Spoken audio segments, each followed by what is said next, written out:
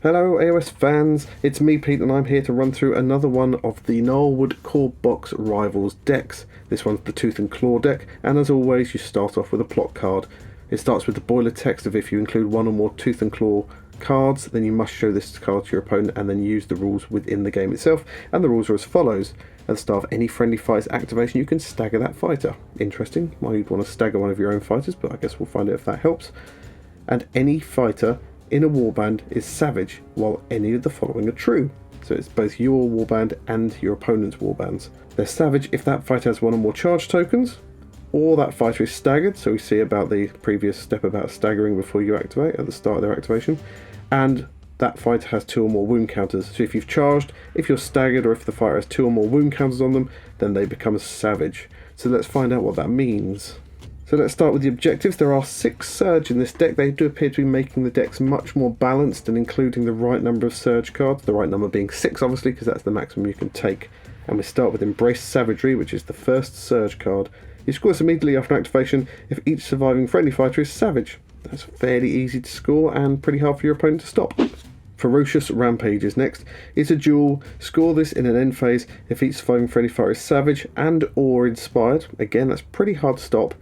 And there are no fighters holding objectives. Okay, that's a little bit tougher, but you can do the first part quite easily, I think. And then the second part, you're just going to have to start punching people off of objectives, but that's 2 glory. Then it's Focal Point. You score this in an end phase if a friendly leader is within 2 hexes of 2 or more other fighters from 2 or more warbands, and that leader is in enemy territory. So basically, get up in your opponent's grill and bring some friends with you. That's another 2 glory, not bad.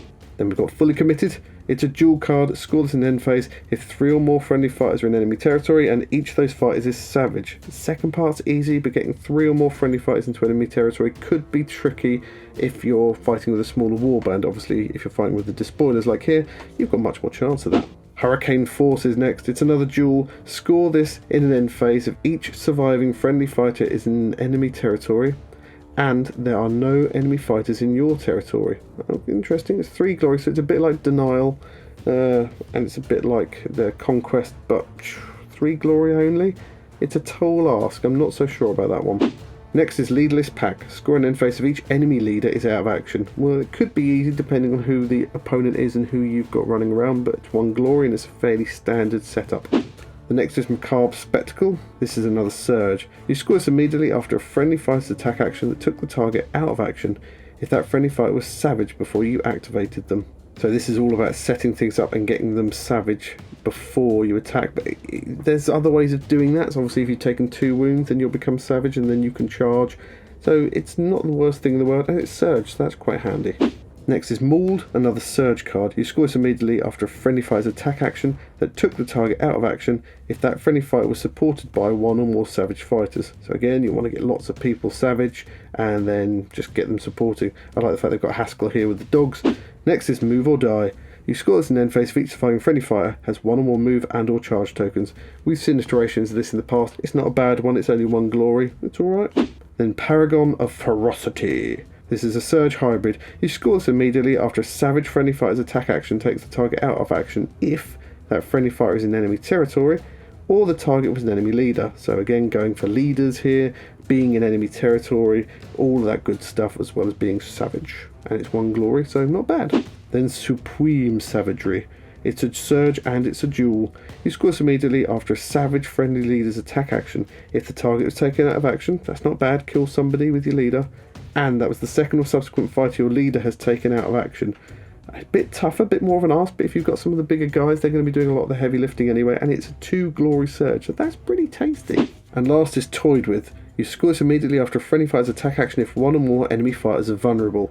I mean, this can be fairly easy to line up if you've got a good range of damage on your fighters. It's a Surge, and it's going to be quite hard for your opponent to block. It can be quite frustrating to attack people and not kill them though, because you kind of want to be killing people as often as you can most of the time. But it's 1 glory and it's a Surge, it's not bad.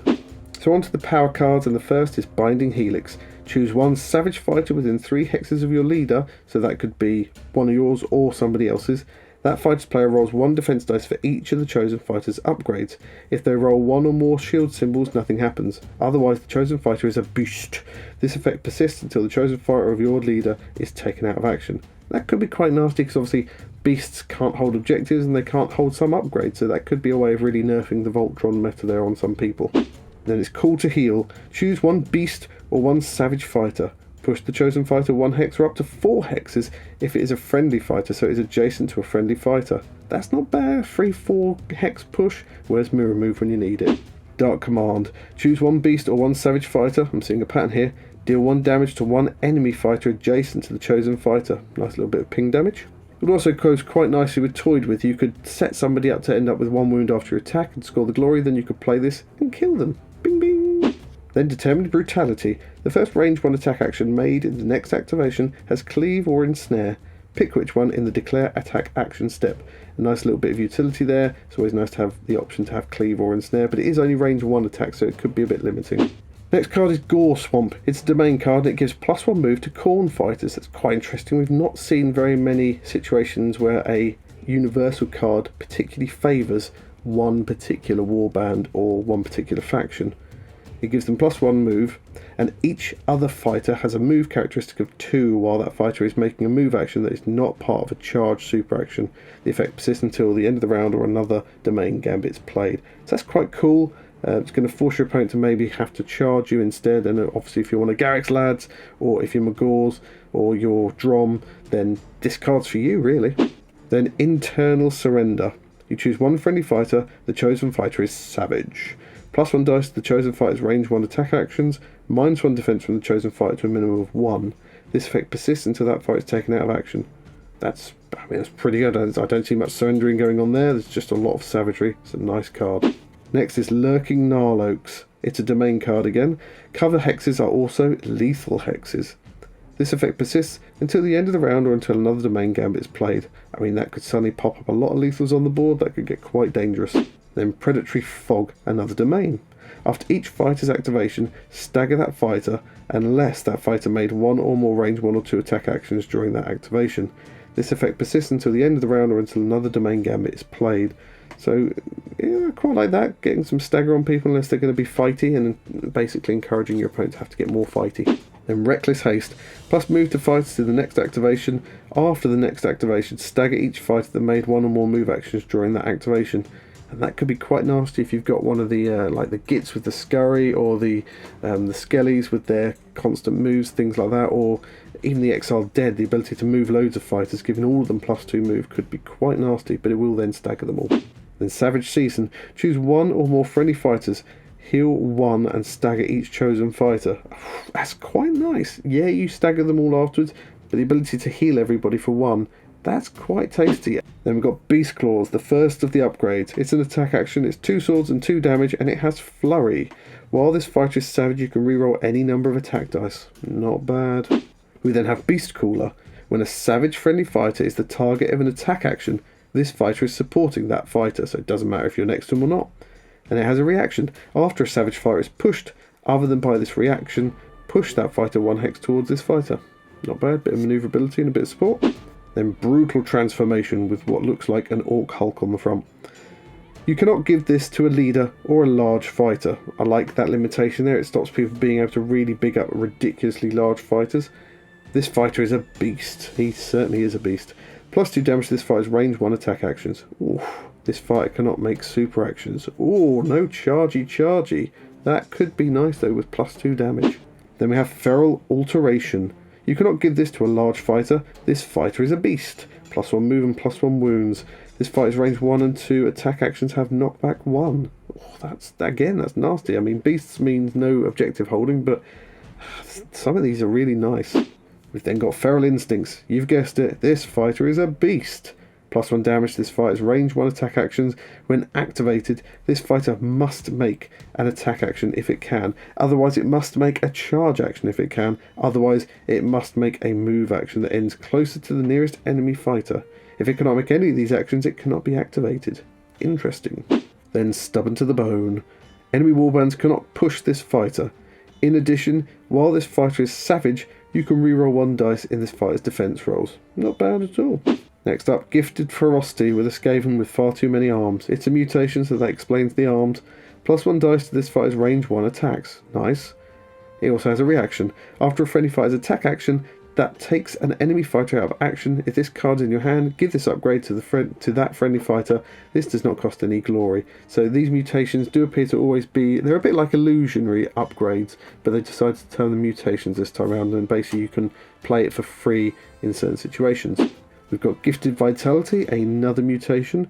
You cannot give this to a large fighter. Good. At the end of the action phase, heal 1 this fighter. It also has a reaction after a friendly fighter's attack action that takes an enemy fighter out of action. If this card is in your hand, give that upgrade to that fighter. This does not cost any glory. It's not too bad. Healing 1 at the end of each action phase. I mean, at most it's going to heal you for... I mean, it might heal you for 3 if you're lucky and you can get it early on, but it's not masses. But it's, you know, it's free heals. Nothing bad with that. Then we have Mark of the Stampede. This fighter is a beast. +1 move, +2 move when this fighter is savage. This fighter cannot be staggered while this fighter is savage. Not bad. And the last, Natural Hunter, +1 move. While this fighter's target is savage and or trapped, this fighter's attack has Ensnare. Could be useful depending on the warband you're up against, but a free Ensnare is not bad, and you get the extra move too. So there we go, that's all the Tooth and Claw cards. I really like the synergies that they're starting to put together in the Rivals decks. There's some really nice cards in here, there's some really brutal cards as well, and I'm loving that they're bringing out some cards that favour certain warbands, so maybe try and encourage certain warbands to go for those Rivals decks a bit more. That's all of the cards. What do you think of them? As always, leave a comment below, do like and subscribe. Thumbs ups and comments all help our channel fantastically, so please do that. Let me know what your favourite card in here is. Bye!